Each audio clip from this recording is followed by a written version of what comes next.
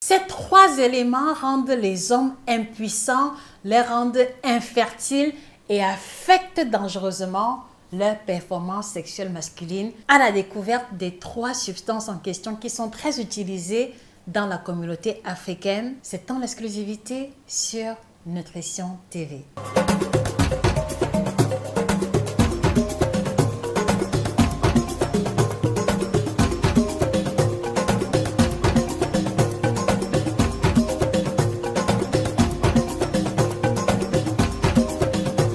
Bonjour à vous fidèles téléspectateurs, je suis Josika, votre experte en nutrition tropicale, auteur de 10 ouvrages de nutrition à succès que je vous recommande particulièrement si vous nourrissez l'ambition d'améliorer votre état de santé à travers la perte de poids, la diminution du ventre, la gestion du diabète, de la ménopause et comment surtout associer l'alimentation africaine et moderne en perspective de mieux-être.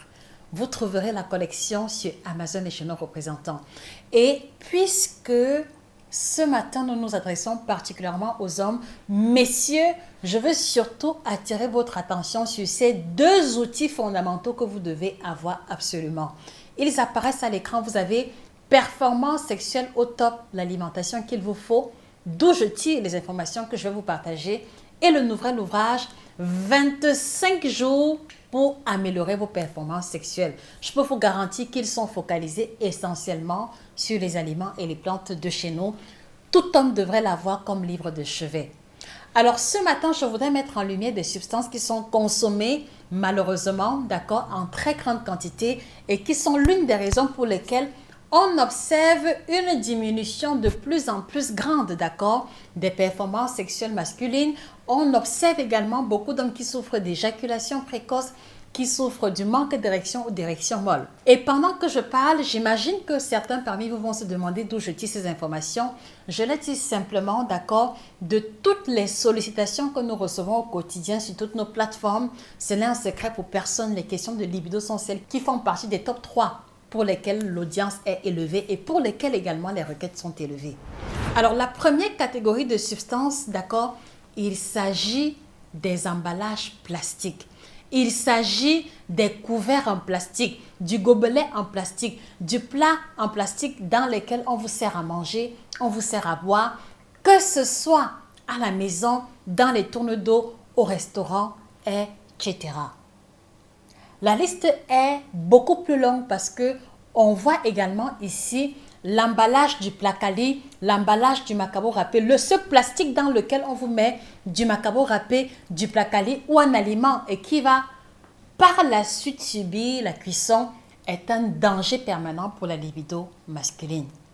Et je voudrais s'il vous plaît vous inviter à écrire en commentaire le plastique, d'accord, vraiment pour que cela soit un élément qui restera en mémoire et sur lequel vous allez prêter une attention particulière. Alors, je vais encore continuer en précisant qu'on va aussi voir dans une dynamique beaucoup plus longue tout aliment emballé de plastique tel que les biscuits, tel que le chocolat qui va rester longuement au soleil. Et là, je vois des personnes qui achètent régulièrement de la nourriture au bord de la route.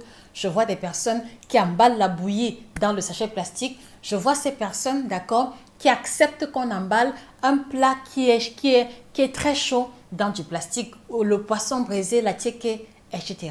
Alors, qu'est-ce qui rend réellement le plastique problématique, d'accord?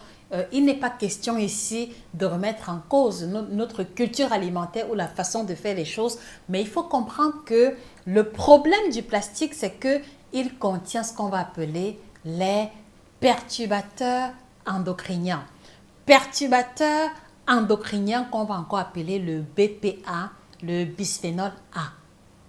Je voudrais encore vous inviter à écrire cela en commentaire. Le bisphénol A, c'est une catégorie de perturbateurs endocriniens. En réalité, chaque fois que vous allez manger des aliments emballés dans du plastique, en réalité, ceci va pousser l'organisme masculin à produire ce qu'on va appeler les xénoœstrogènes, voilà, qui sont des perturbateurs endocriniens et qui malheureusement, d'accord, vont affecter négativement la production de sperme, d'accord, la production de la testostérone, mais également conduire dans des cas extrêmes à une forme d'infertilité.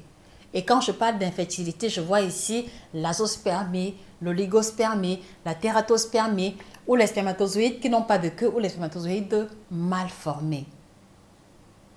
Est-ce que vous comprenez, messieurs? Et donc, la question que je voudrais vous poser pour joindre l'utile à l'agréable, vous consommez les aliments emballés dans du plastique combien de fois en une semaine? Est-ce que à travers l'énumération que j'ai faite, d'accord, vous vous retrouvez à l'intérieur? S'il vous plaît, laissez vos différentes réponses en commentaire. Ceci nous permettra d'étendre la discussion et voilà, je serai heureuse d'interagir avec vous. Donc, retenez que tout aliment emballé dans du plastique ou les aliments chauds qui vont être en contact avec le plastique vont être un élément destructeur de la libido masculine. Donc, vivement comme alternative, que nous puissions retourner à l'époque de nos ancêtres où la nourriture était emballée dans des feuilles de bananier. Parce que les feuilles de bananier n'ont pas l'effet négatif que l'on va expérimenter avec le plastique. Vivement que l'on retourne, d'accord, à l'idée de produire des emballages biodégradables qui ne vont pas avoir une interaction ou un effet négatif au contact des aliments chauds. Donc, si vous le pouvez, éviter autant que possible, d'accord, les gamelles en plastique, les gobelets en plastique, les verres en plastique, pour vous tourner vers du verre ou vers de la porcelaine ou vers les emballages à base de feuilles de plantes, comme cela a souvent été le cas.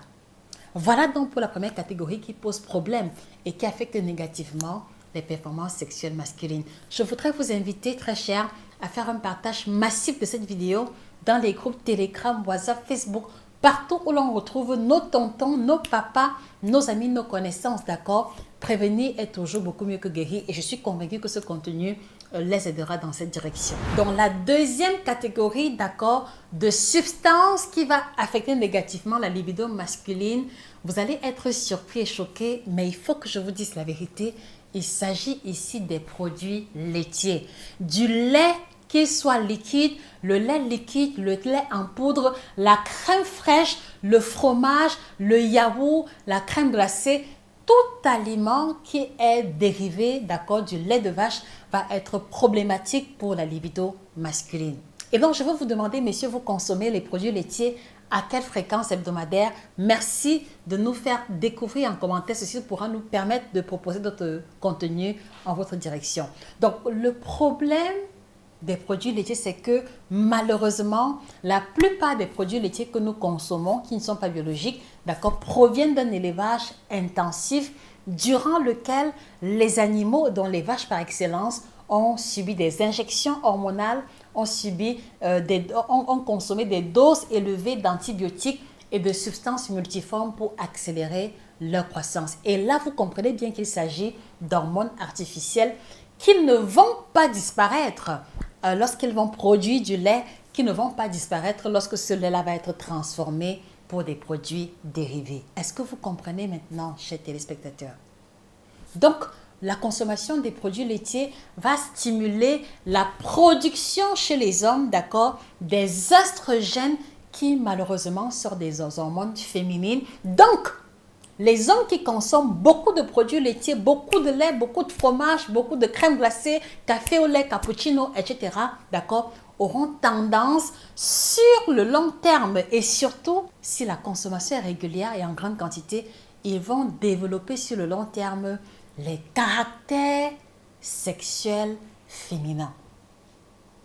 Les caractères sexuels féminins, parmi lesquels, d'accord, le développement de la poitrine, la transformation des pectoraux, d'accord, en une espèce de poitrine féminine, ce qu'on va appeler la gynécomastie. Donc, vous allez vous rendre compte que, en général, beaucoup de nos frères qui se sont retrouvés en Occident et qui consommaient beaucoup de lait ont fini par développer une espèce, d'accord, de développement, une espèce de sein, appelons ça comme ça parce que ça y ressemble. Donc, ils vont développer la gynécomastie. Ils ont aussi commencé à développer une augmentation du tour de taille, c'est-à-dire le gros ventre même et quelquefois avec des plis sur les côtés, comme c'est souvent le cas chez certaines femmes. Donc, ils ont aussi expérimenté une diminution de la production de la barbe, d'accord, et des seins extérieurs qui montraient quelquefois une forme de féminisation. Et voilà, et lorsqu'on va creuser en profondeur la qualité de leur libido, ce sont des personnes en général, d'accord,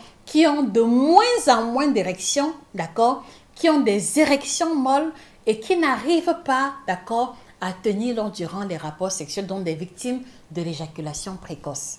Ça pourra peut-être sembler tiré par les cheveux, mais je veux vous inviter, d'accord, à travers ce contenu, à faire vos propres recherches parce qu'il y a beaucoup d'articles scientifiques à cet effet. La consommation des produits laitiers n'est pas intéressante pour la santé masculine. Sauf si maintenant ces produits laitiers proviennent de l'agriculture biologique dans laquelle on n'a pas utilisé les hormones ou les batteries de médicaments qui sont souvent auxquels ces animaux-là sont soumis.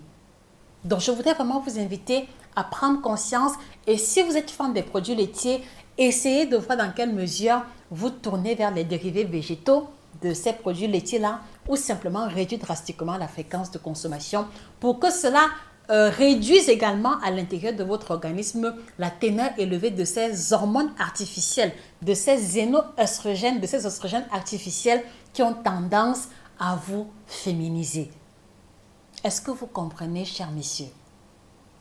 S'il vous plaît, rassurez-moi en commentaire que nous sommes en face et que vous comprenez de quoi est-ce qu'il est question.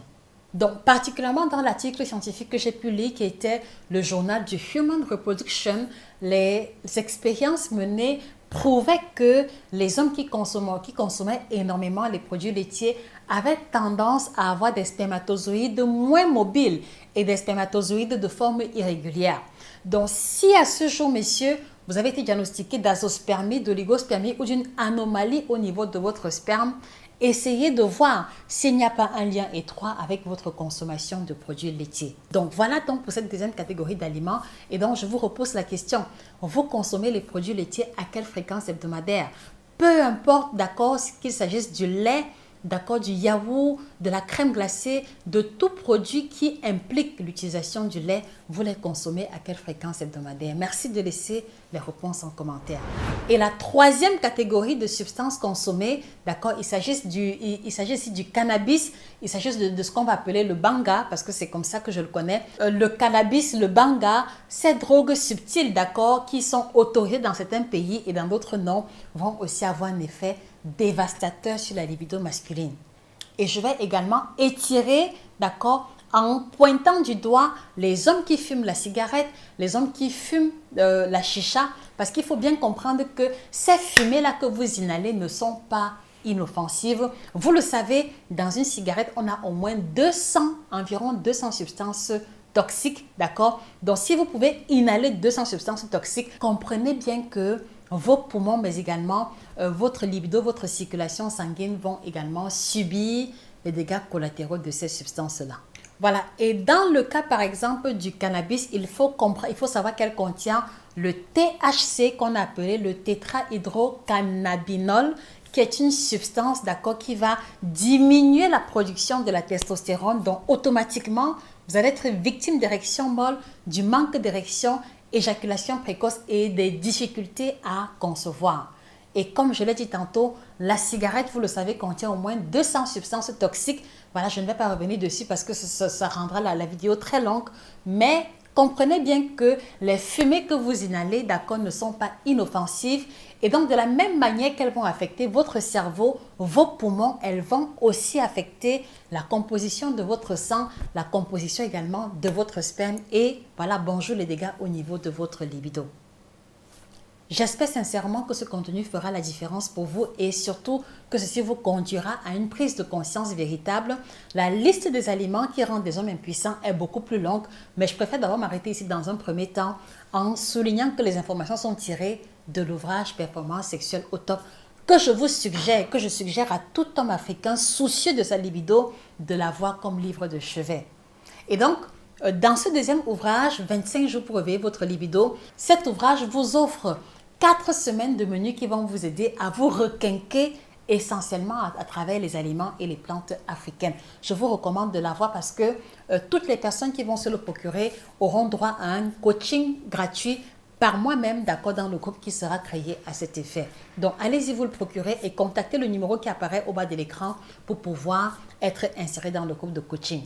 Voilà. Et si aujourd'hui vous avez pris conscience et que vous voulez changer votre alimentation, je voudrais vous encourager à effectuer la transition à travers une détoxification de votre organisme à travers notre célèbre kit détox bio by Josica, le seul produit non laxatif biologique qui va nettoyer vos reins, nettoyer votre foie, nettoyer vos poumons, nettoyer vos intestins de toutes les substances consommées. Qu'il s'agisse du lait qu'on a énoncé, qu'il s'agisse de la cigarette ou qu'il s'agisse des autres substances, vous pouvez être certain que dès les 5 premiers jours, vous aurez les effets visibles de votre détoxification grâce au kit détox bio by Josica. Inutile de vous dire qu'avec moi, c'est satisfait ou remboursé. Donc, allez-y vous procurer vos ouvrages et votre kit pour entamer, pour passer à une autre dimension de votre santé et de votre libido. C'était Josica, votre experte en nutrition tropicale, passionnée et auteure de 10 ouvrages de nutrition à succès avec 12 ans d'expérience au compteur. Merci pour votre fidélité. Passez une excellente journée et que le bien-être vous accompagne définitivement. Au revoir.